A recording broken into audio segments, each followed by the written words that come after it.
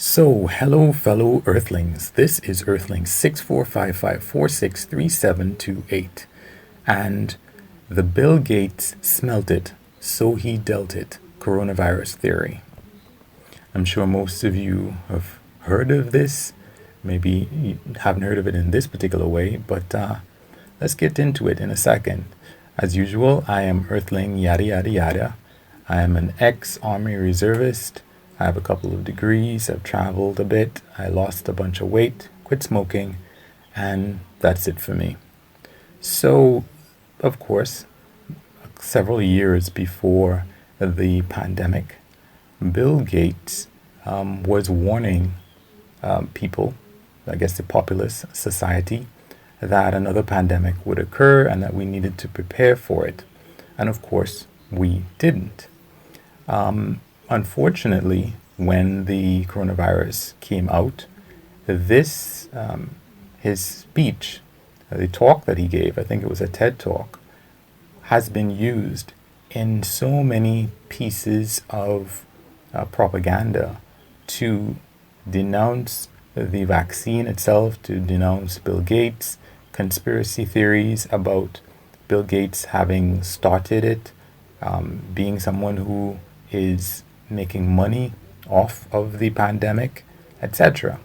And it essentially amounts to the childish game that we play, or we had played, boys maybe, maybe not girls, where someone might pass some gas, some flatulence, and we, did remain quiet.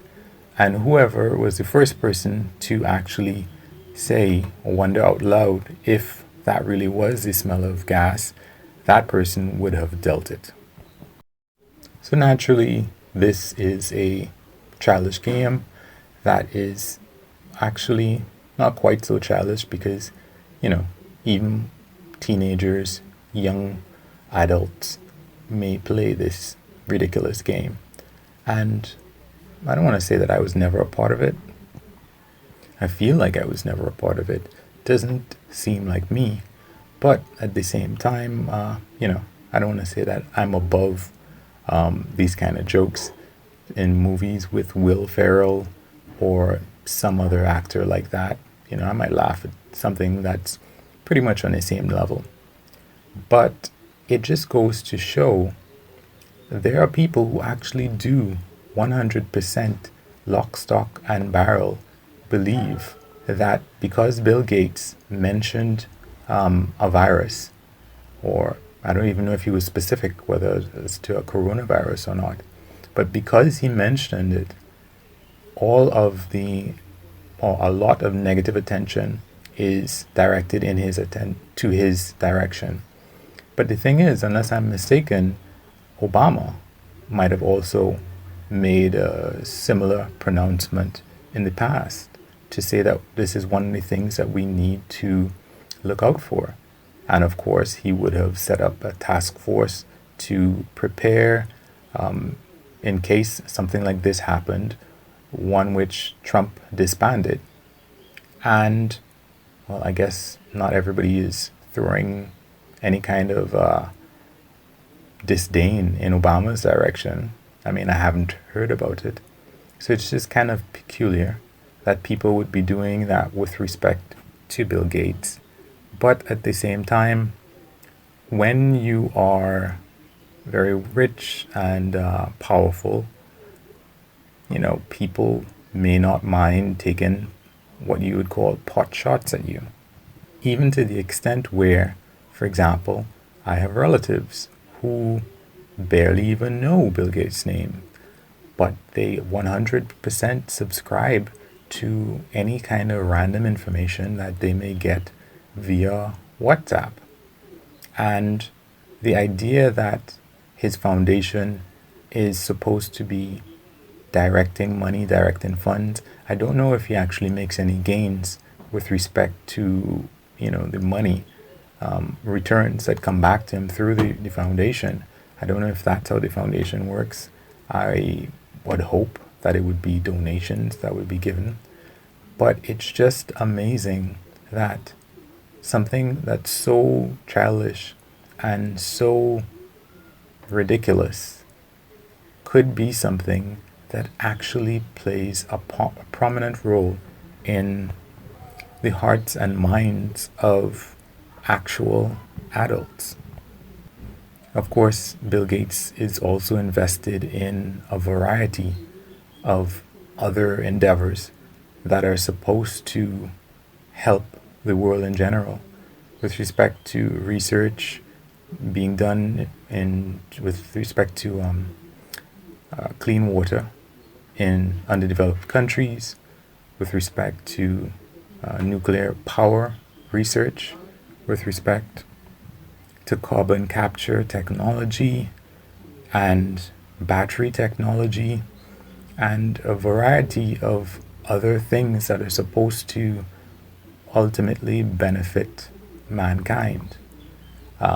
Of course, I'm sure that there's some things that he's probably invested in that are probably not helpful, but by and large, the personification, psych, the thing that he puts out is that he wants to help.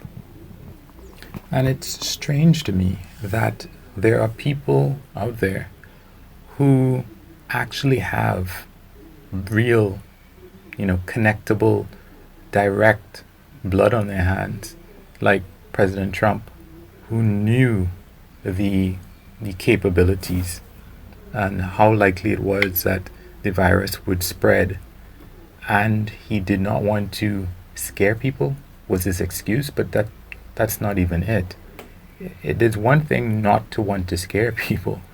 It's another thing altogether to encourage people to throw caution to the wind. And even amongst your staff itself, it is silly to throw caution to the wind yourself and not wear a mask yourself and end up in supposedly, what could have potentially been the least likely places to catch the disease, still ending up catching the disease as someone in a category where it's likely to do harm. And then even after you've caught it, you're still exposing other people in an enclosed vehicle just to show that you are okay and it hasn't really done anything to you, when clearly you were so badly off that your doctors were hiding the treatment that they were giving to you so that people would not be concerned. I mean, that's the height of insanity. Whereas, Bill Gates, who has not as yet caught the coronavirus because he takes it seriously, I presume, and he does not have any lab in Wuhan, China, whereas the American government at least was providing some sort of financial support to this lab in Wuhan, so they should have known to some extent what was going on there, and Trump himself. So if one really wanted to attempt to connect some kind of blame dots, for example, one could easily connect it to the Trump administration that disbanded the pandemic task force, that as part of the government, he was in charge of dispersing funds to even the lab in Wuhan to some small degree, and all the other things that he has done. And yet, even amongst liberal people, amongst people who believe in so many good things, he is almost blameless, whereas Bill Gates is looked upon with fear and concern. It's really kind of ridiculous.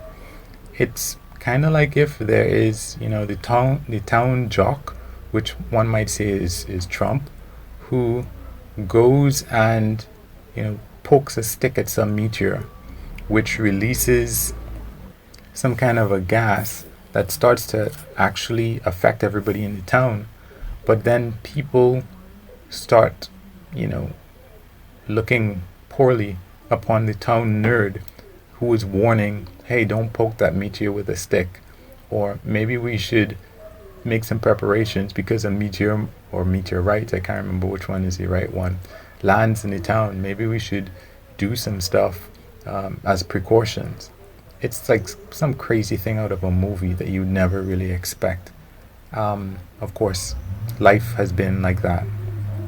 But it just is a sad way to note that many of us, if not all of us, never really grow up.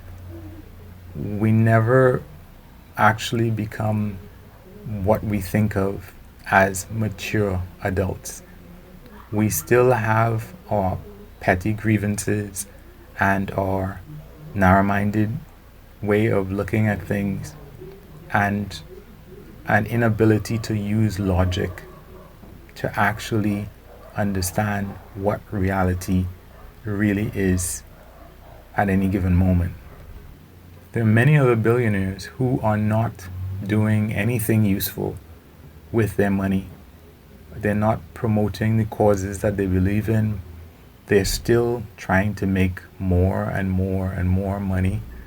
Um, One could have just looked at Jeff Bezos, for example.